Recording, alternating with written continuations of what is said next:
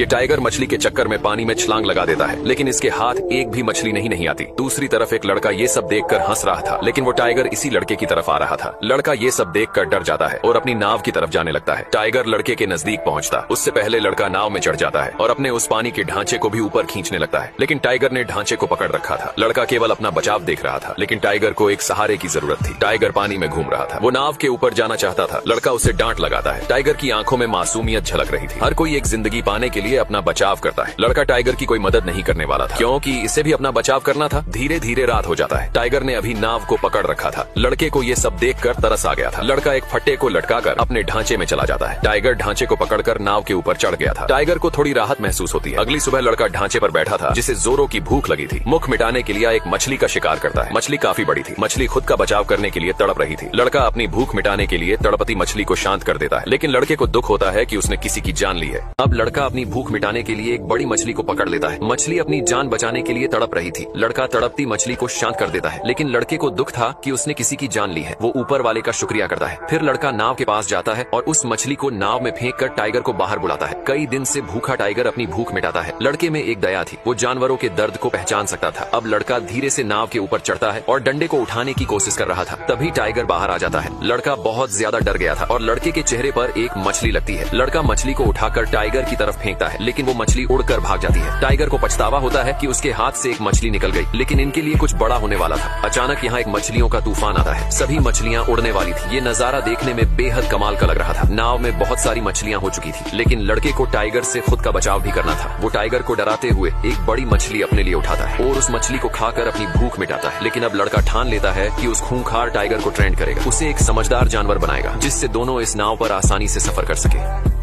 अब लड़का उस खूंखार टाइगर को एक डंडे की मदद से ट्रेन करता है। टाइगर बहुत गुस्से में था, लेकिन लड़का हार नहीं मानता। वो हर तरह से प्रयास करता है। डंडे में मांस के टुकड़े फंसाकर उसे खिलाता है, ताकि टाइगर एक पालतू जानवर की तरह बर्ताव करे। आखिर में लड़का चिल्लाकर उसे अंदर भेज देता है। आज की ट्रेनिंग काफी अच्छी हुई थी, लेकिन लड़का अभी भी टाइगर से अलग अपने ढांचे में रहता है, क्योंकि टाइगर पर भरोसा नहीं किया जा सकता था। धीरे धीरे कई दिन बीत जाते हैं। लड़का टाइगर के बिल्कुल करीब आ चुका था। टाइगर भी लड़के को कोई नुकसान नहीं पहुंचा रहा था। तभी लड़के ने देखा एक भयानक तूफान इनकी तरफ आ रहा था। ये तूफान जानलेवा तूफान था, लेकिन लड़का इस तरह के तूफान से बहुत खुश था। लड़का चिल्लाकर ऊपर वाले को शुक्रिया कहता है। आखिर जो भी हो, प्रकृति के आगे दुनिया की हर एक चीज फीकी है। लड़का और टाइगर इस भीषण तूफान में खुद को एक नाव पर संभाले हुए थे। अगली सुबह सब शांत हो चुका था, लेकिन आसमान का नजारा बेहद सुकून भरा था। अब पूरे 1 महीने बीत चुके थे। भूख के कारण दोनों की हालत बुरी हो चुकी थी। दोनों कमजोर हो चुके थे। लड़का टाइगर के पास जाता है, उसके मुंह में पानी डालता है। आखिरकार अंतिम घड़ी में लड़के ने टाइगर को छूकर महसूस किया। टाइगर भूख के कारण कमजोर हो चुका था। दोनों एक अच्छे दोस्त बन चुके थे। इतनी भूख टाइगर कभी बर्दाश्त नहीं करता, लेकिन आज वो बिल्कुल लाचार और मजबूर था। अब टाइगर और लड़का दोनों भूख से तड़प रहे थे। पूरे 15 दिन तक खाना न मिलने से दोनों बहुत कमजोर हो चुके थे और जीने की उम्मीद छोड़ चुके थे। लड़का अपने मम्मी पापा को याद करता है, जो अब इस दुनिया में नहीं थे। अगली सुबह लड़के की आंख खुलती है और वह देखता है कि उनकी नाव एक आइलैंड के किनारे लगी हुई है। लड़का नीचे उतरकर नाव को बांध देता है और वहाँ की जंगली घास खाने लगता है। ये आइलैंड कुछ अजीब था। तभी लड़के को किसी की आवाज सुनाई देती है। उसने देखा कि वहाँ बहुत सारे नेवले थे। लड़का उनके बीच चला जाता है और पानी में कूदकर नहाने लगता है। इस आइलैंड पर बहुत सारे नेवले रहते थे। टाइगर भी नेवलों का शिकार कर अपनी भूख मिटा रहा था। धीरे धीरे सूरज ढलने लगता है और सभी नेवले जंगल के अंदर जाने लगते हैं। लड़के ने रात बिताने का इंतजाम कर लिया था, लेकिन नेवले फिर भी उसके पास आ गए। लड़का उन्हें भगाने की कोशिश करने लगता है। रात का समय कुछ अलग सा दिखाई दे रहा था। लड़का एक फल तोड़ता है और उसे खोल कर देखता है, लेकिन वह फल जहरीला था। इस आइलैंड पर रात के समय हर चीज जहरीली हो जाती थी। अगले दिन लड़का वहाँ से जाने की तैयारी करता है। उसने बहुत सारी जंगली घास और मीठा पानी अपने साथ रख लिया था। फिर वह टाइगर को आवाज लगाता है। टाइगर भागता हुआ आता है और नाव पर बैठ जाता है। दोनों अगले सफर के लिए निकल पड़ते हैं।